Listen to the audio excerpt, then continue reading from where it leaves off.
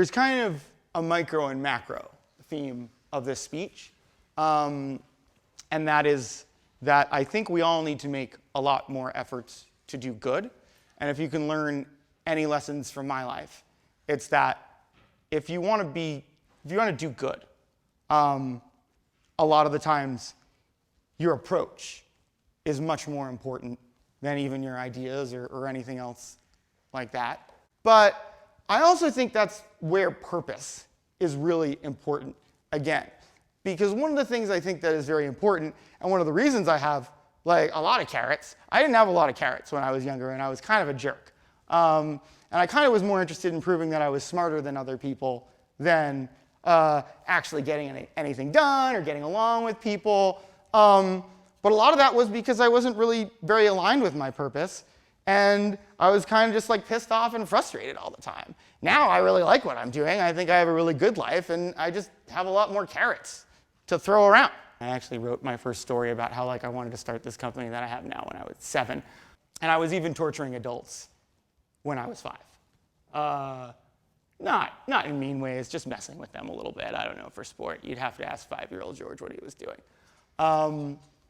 But I would say the biggest advice that I have for anyone, whether it be career, life, anything like that, is, and definitely the unification, is that I think if you're a purpose before you're a career, or you kind of look for other forms of identity, you're going to be a lot happier. You're going to have a much better support structure to actually kind of work on the changes you want to see. And if there's kind of one thing about this for me, and I might come back to this later, I kind of put it earlier because the teacher who did this last night said I didn't give enough context.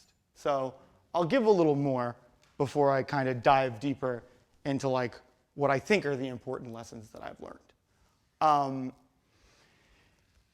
And I would say the first thing is that you'll always get far being driven.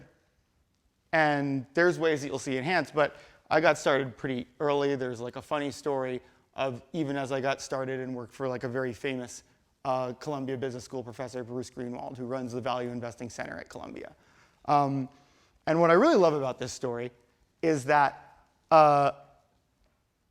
I actually got asked by his right-hand woman why he hired me on, probably it was the second week, so she was even building up to ask me, I guess.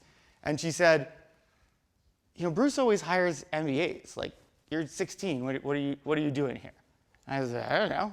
Bruce didn't tell you, why don't you ask Bruce? And she was like, no, I wouldn't really do that. And I was like, all right, I'll ask Bruce that. I'm curious now. And so when I asked him, he very quickly was just like, but you wanted it more.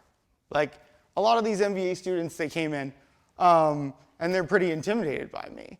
And that thought didn't even cross your mind. You were just telling me how much you wanted the job and how you wanted to be a great investor. And he was like, frankly, I didn't really see how I could leave that meeting and not give you the job. And I think the thing for me always was that I didn't do a whole lot of thinking about who I was impressing or what I was doing or anything like that. I kind of just was working on a long-term purpose.